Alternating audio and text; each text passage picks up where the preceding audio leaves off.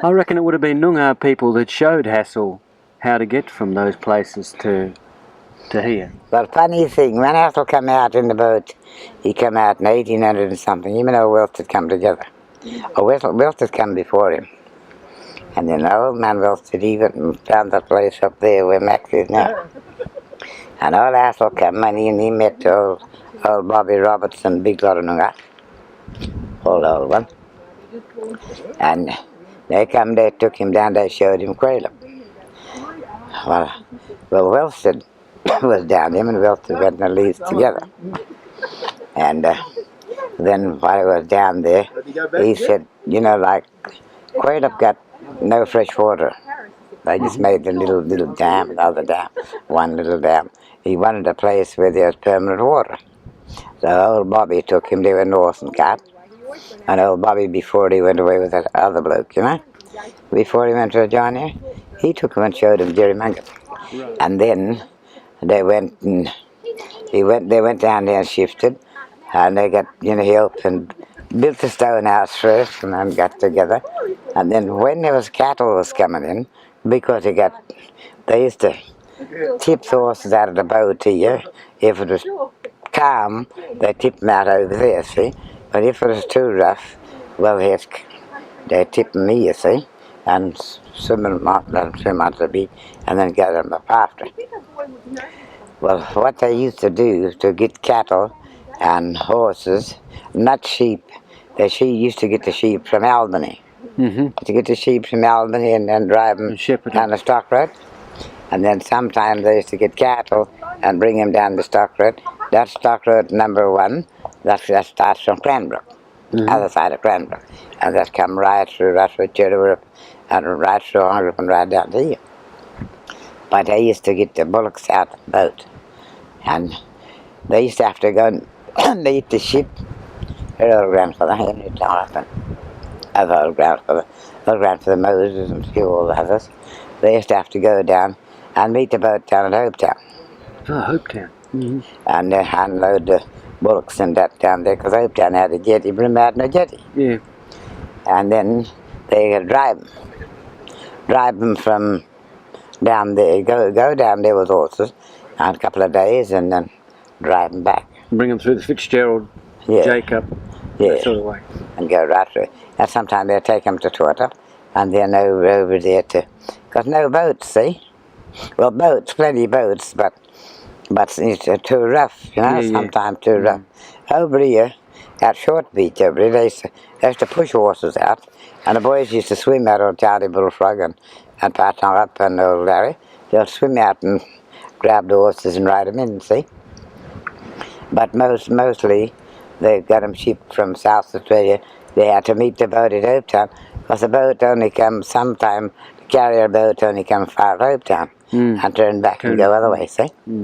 And then the Fremantle boat, a Dustlers come in, and that anchor way out, or sometime we'd go, Fremantle boat come right around, and over here, like a sail ship, and over here to Woolshed, they put the wool in the bags, and they put them on the boat, and they row them out, and put them on the ship, you know, put them up on the ship, wind them up with the wind, and then they take the wool away.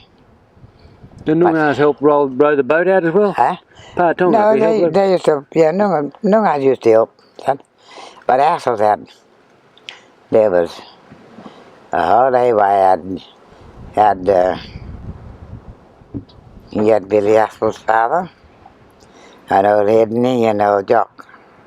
He had 3 sons.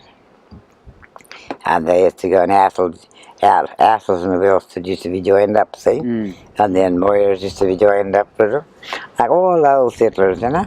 And Noongars had shown from one place to the next. And everyone had their own, like, houseboy or yardman or slave or whatever they call them. Yeah. You know, you only used to work for flour, tea and sugar. Yeah. They didn't know what money was. They never ever had money. Yeah, that always makes me a bit sad that they showed them these places. Yeah, I reckon. I think that's why Pop must have tried to make it up for Dad, you know? Because after, when Dad got married to Mum, and then we went out there to Needlip live, Well, he'd come here every week, every second week, and bring food up. And then when we used to run short and during the Depression, and we'd run short, I got no tacker there. But put a horse in a cart and go down to Jerry see? Might go down, stay down there for a week, and get flour, tea, and sugar, and whatever we needed. Put them back. We had 2 horses and 1 cart. I'd take her back there. I said, Pop, well, stay for a couple of days, do some scratching, or fix the fence up, or fix the yard up. And Dad used to help him. And if we went to Brown, we went to Carney's, and we went over to Wise if we was at Needham. If he didn't visit you every week, you can be sure, just about every 14 days, we're waiting for dog to bark. And when we look, Pop coming here. Dark bay horse was a big white place, and a chestnut there packed. Now this Pop Hazel. Yeah, and that's what we always called him, Pop. He was our Pop, And our Pop, and then you come there. When you needed clothes and that, and you go home there, and you go to the storeroom. Never used to have girls' clothes mostly, or a few things, but dress stuff, Mum used to make them. And boots, and hobnail boots.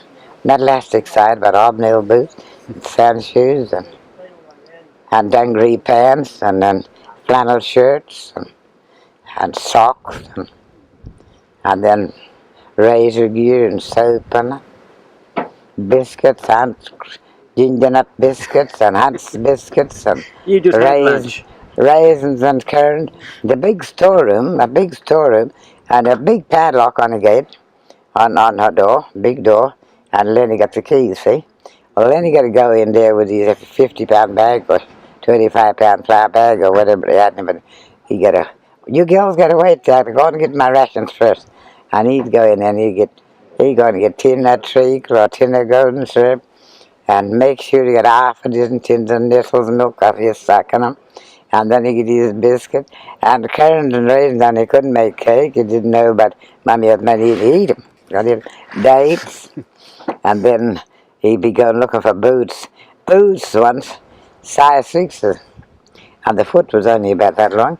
I got 10 pairs of socks, putting all the socks and stuffing them all in it. And when he come out, he walking out looking at it, and the boots was that heavy, he could not lift his leg up. I mean, I'd make laughing at him. There'd be nothing left for you when you got into the store. Oh, no, nothing. No, we not allowed to go in there till he get what he wanted, and he made sure he took his time. And then I said to Pop, that's not fair, and why are you going to be? Because he said, because I'm the bloke, and I'm the bloke. And then when listen, and other fellow there, like, he was there with us, Charlie, with him. He come there with him. And he said to Lenny, you see, to Lenny going to get the mijal. Well, Lenny wasn't allowed to get mijal, see, because mijal is smoke. And I reckon, Anguli, you going to get the mijali for Charlie? Anguli, you going to get the Charlie, mijali for Charlie? Charlie was the mijali. He ain't allowed to get the mijali here. No, not allowed to smoke. Old fellow like plug tobacco, and for the old people, and soap. I'll never forget them big bars of soap, big long bars of soap. Soap about that thick. And whatever you needed, like, never used to have big starters, but Aspros, and then next quinine, and eucalyptus, castor oil, Epsom salts. And this old Chittum, she used to have this big, I'll show you the spoon. I got Chittum's spoon home. Mummy gave Ellen Chittum's spoon, and a big enamel spoons what you make soup with. I still got it home. Well, I give it to the kids to take down to the beach, and they used to use it for fiddle singer. Well, that big spoon, she'd be sitting there, and this is all just gone back years. And now, after this spoon of Epsom salt, in a cup of warm water or a cup of warm tea, and then you sing out, come and get the Epsom salts. Epsom salts. Oh, don't talk. But Lenny used to get that wild and make you, see. You got to have your opening medicine because you won't get sick. And then you open your mouth and she'd push it right down, And never. He'd be wasting all down there and coming through your nose and coming through your mouth. And if you waste it, she mix up some more, see? And if she didn't have Epsom salt, she got the castor oil there ready. Then he used to be that sick of her. He said he had a burner up one day. And then, yes, and you go to jail, and they said, and she had this old corn, see? And the I tell you story. And come on, yarn time now. And then you come there and she'll tell you a couple of things. And then, go and get a car now, go and get a car. And finish him off after. And we go and get some more wood and put the wood together. Go away now, I'm asleep, y'all, I'm asleep. I'm going to sleep. Yeah. Make a fire, go to sleep. He set a camp light, Lenny, while she was behind. He went and checked the coals on the back of our camp, and the camp got set light. And I didn't seen it burning, and I didn't knocked the horn like that, and grabbed her by the hand and just dragged her. Well, nothing got burnt up, because she only had a couple of rugs, and I pulled them with her, and she always thinking about fire. She was a sensible old woman. She put all her clothes in the sugar bag or flour bag, and she tie them up and she'd hang them on the front of the camp. You know, on a stick. Yes, she's a sensible old woman. But she was a real bad old thing. Real spiteful, like a real bossy old thing. Old witch woman she was. And she tell you story, she start off, and then after that, and then finishing off on another one. I never tell you the right story. Yeah. I know someone like that. Yeah. Never tell you the right story, yeah.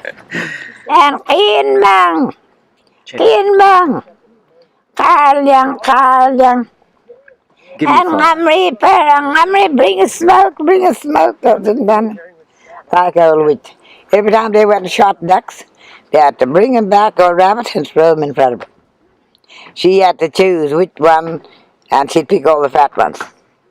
This one, young, chucking them this way, put them all in front of her. Whatever they got, she was like the queen. She used to have the pick, because she was the oldest one in the crowd, see? Yeah. And then she'd have to pick.